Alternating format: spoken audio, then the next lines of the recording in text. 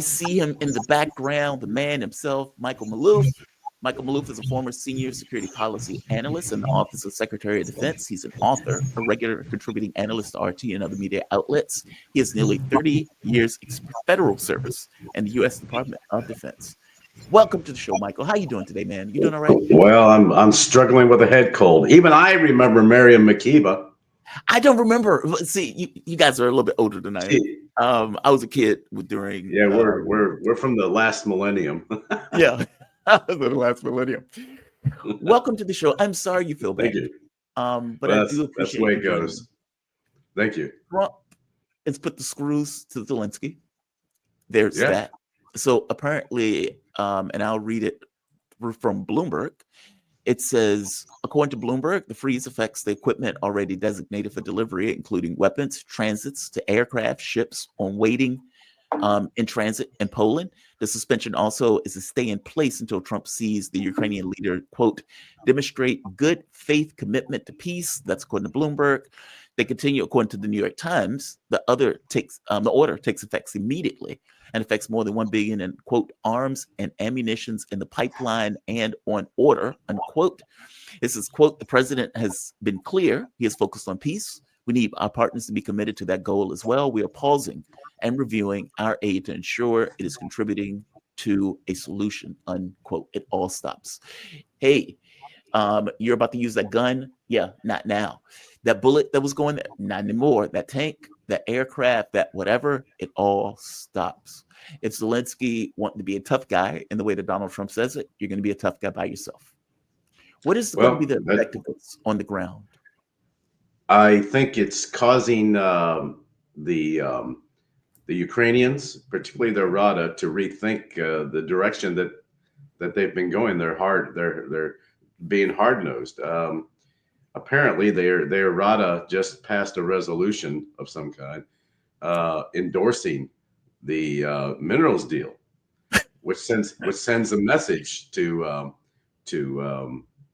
Zelenskyy, basically saying, "Look, this is about as good as it's going to get," and any U.S. support, whether it's economic or military, is essential to stay in the game. Otherwise, we're all alone. And I think even the Ukrainians recognize how disorganized and unprepared and ill-equipped Europe is. Europe would not be able to do it on its own. So but see, that's they're left with little choices. The mineral deal at this point, it's not really the point anymore. I mean, Donald Trump has effectively said you can't come back to the White House until you're ready to talk peace. Well, that is the overarching issue. He wants him to change his attitude. Yes. Yes. You want peace, not war, not to continue the war. And Zelenskyy has demonstrated war, and he says it's a long way off and things like that. Peace is a long way off. Well, Trump said, not on my watch, and we're going to do things differently. That was the other thing, where Zelenskyy says something like, it's far, far away or something like that. And Trump took severe issue with him pointing out, like, dude, what do you mean peace is far off? You're missing the boat.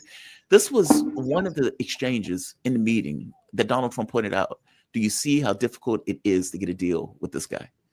And this is, right here. Fight it out in the American media. It's going to be a very hard thing to do business like this. I tell you. Just say thank you. I said a lot of times thank you to American people. Except that there are disagreements, and let's go litigate those disagreements rather than trying to fight it out in the American media when you're wrong. We know that you're wrong. But you see, I think it's good for the American people to see what's going on out here. I think it's very important. That's why I kept this going so long. You have to be thankful. You don't have the cards. You're buried there. Your people are dying. You're running low on soldiers. Listen, you're running low on soldiers. It would be a damn good thing. And then you tell us, I don't want a ceasefire. I don't want a ceasefire. I want to go and I wanted this. Look, if you could get a ceasefire right now, I tell you, you take it so the bullets stop flying and your men stop getting killed. Of course, we want to stop the war. But you're saying you don't want a ceasefire. But I said to you, I want a ceasefire with guarantees. because you'll get a ceasefire faster than a degree. It's going to be a very hard thing to do business like. He is pointing out this is difficult to do a business like this, and I'm glad the American public sees it. Yeah. It's almost as if he's saying, I want the American public to see what I'm dealing with. and that this fight gave him space to do what he probably wanted to do anyway, which was stop the weapons. Everyone thinks, everyone believes that, well, the Democrats believe that Trump ambushed Zelensky, but in fact, Zelensky attempted to ambush the president, because they had a meeting before that, about an hour meeting before that, in which everything was hunky dory, peachy cream, and only then did Zelensky want to make a point about wanting greater security in front of the media, and it backfired on him, and that's when both Vance and Trump turned the tables on him, and for good reason, because it's very clear that Zelensky knew that meeting was for one purpose and one only. It was not to talk about military. It was to work out the minerals deal. And having that minerals deal would be by having economic security, it probably would be a better and a greater guarantee to Ukraine for a lasting ceasefire, if one could be established. Explain that. Go into that. Explain why. Well, because you're going to have companies coming in and working, and also, and they're going to be spread out all over the place, because the minerals, the rare, there aren't that many rare earths in unoccupied Ukraine. It's more minerals, right? But the real rare earths are in the east, and it has also now prompted Putin to think, well, maybe I ought to make a deal with Trump too.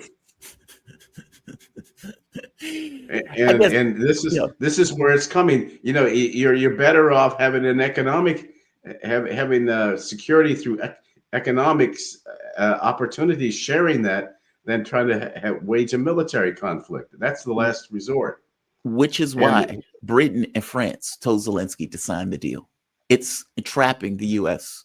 It's entangling us into Ukraine. Yeah, but now the Brits and the French are thinking, well, you know what? Maybe we ought to try to get in on the minerals deal ourselves on our own. And so they're thinking that, but they're like Johnny-come-latelys. They've had 3 years to work out something creative to stop the conflict. Trump has said, you didn't do it. I've done it in a month, and this is the way it's going to be. And now he has a greater geostrategic goal. And that is reestablishing and normalizing relations with Russia. Already, I've seen exchanges where there's talk of lifting sanctions, even lifting sanctions on Sputnik and RT. And so we're seeing that. Yeah, so there's that possibility. So there's a lot of action going on behind the scenes. But it's more of a strategic outlook, because being pinned down with this little country, which has very questionable national security interest to the U.S., is a problem when there are greater geostrategic ambitions that need to be achieved, and joint ventures, frankly. And Trump has basically said he's not going to let Ukraine bog him down. Now the Europeans may want to go at it. I mean, they're so confused. I can't figure out from 1 minute to the next what their goal is. They claim that they want to put boots on the ground, planes in the air. That's what Starmer said. But it's caveated with strong U.S. backing. Right. Well, guess what? That's not happening, brother. Yeah, Trump keeps telling them no, and they keep coming up with these conferences. Yeah, they're not listening. Thing.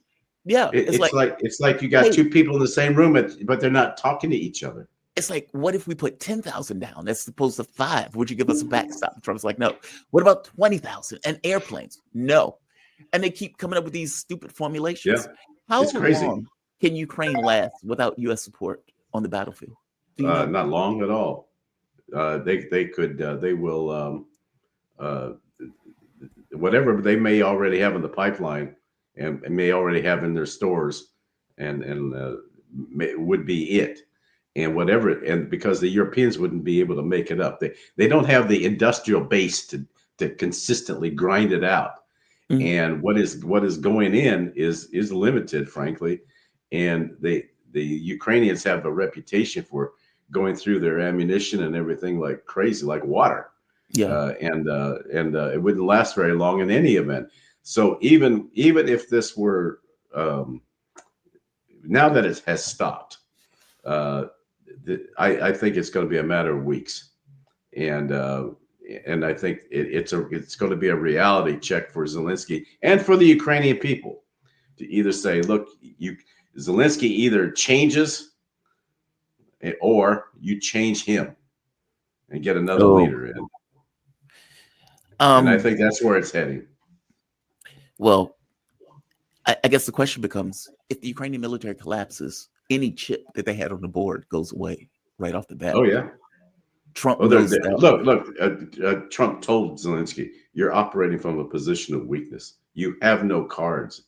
And in fact, that's how he talks to him, but he's not going to have him in a negotiation with Putin. The man is weak. And same with the Europeans. Their display this week was an atrocity in terms of having a grip on reality. Plus, we're wondering whether we should even continue supporting them anymore, given their penchant for disregarding our basic values, of democracy, freedom of the press, things of that sort. Canceling out opposition groups, canceling elections. What kind of crap is that? Yeah. What do you make of this quote unquote emergency meeting that Macron, Starmer, they didn't invite Orban, apparently. They didn't invite Fico, apparently. But basically, the coalition of warmongers and the willing. Poland has effectively said, we're not putting troops on the ground. Germany, it seems that they're not willing to do that without the U.S. support, despite all of the belly aching that is coming out of Europe in regards to Donald Trump taking a different tack and a different policy.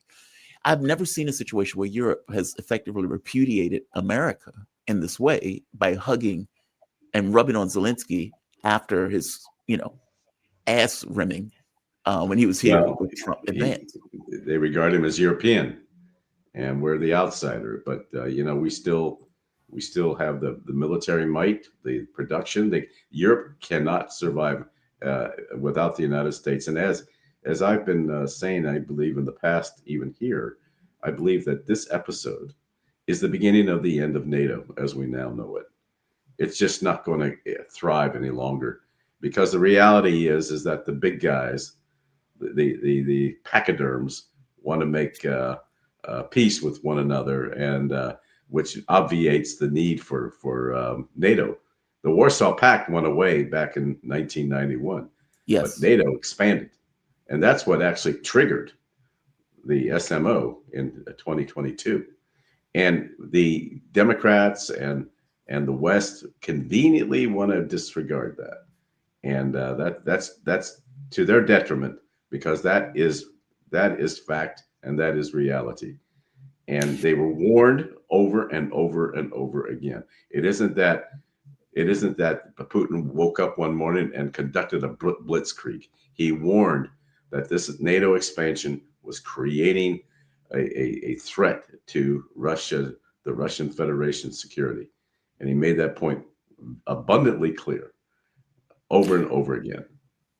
To make all of this worse, Zelensky, after being kicked out of the White House, because he was effectively kicked out the White House, goes on the Fox News, bitches and moans about the war, wouldn't apologize. They tried to get him to apologize over and over again. He wouldn't do it. He goes to Europe, bitches about America, bitches about Trump. Europe does the same, complains about Trump, complains about America. So they need a new global leader to represent Europe, or to represent the quote unquote free world, because America has effectively abdicated responsibility for that particular role.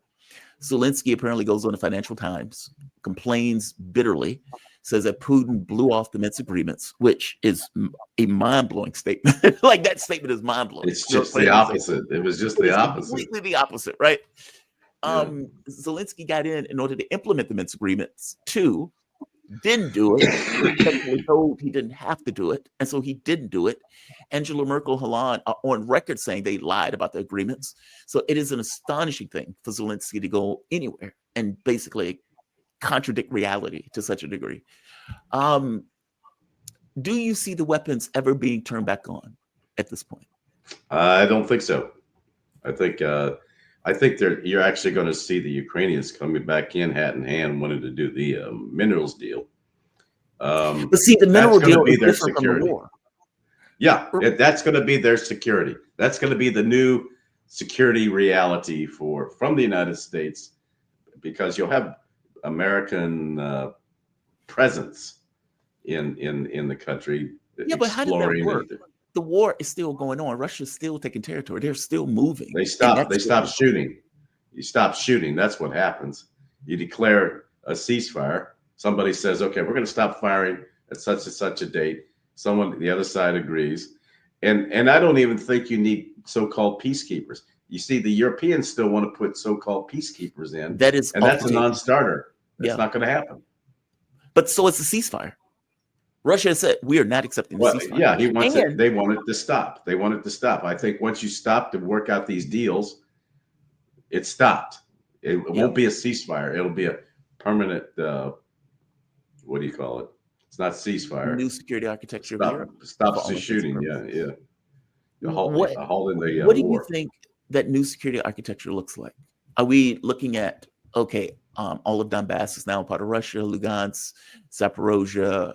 I forget there's one more territory, but that those are now part of the Russian Federation. Kharkov, thank you. Ukraine is demilitarized. Ukraine is neutral. A new government.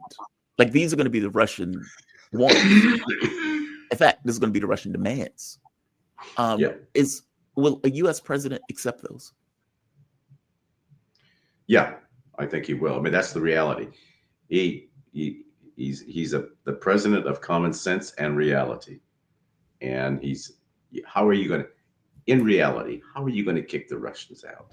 They're not going to go back and give up territory that's Russian speaking. They're not going to do that, because all of the discrimination against the Russian speakers will begin all over again.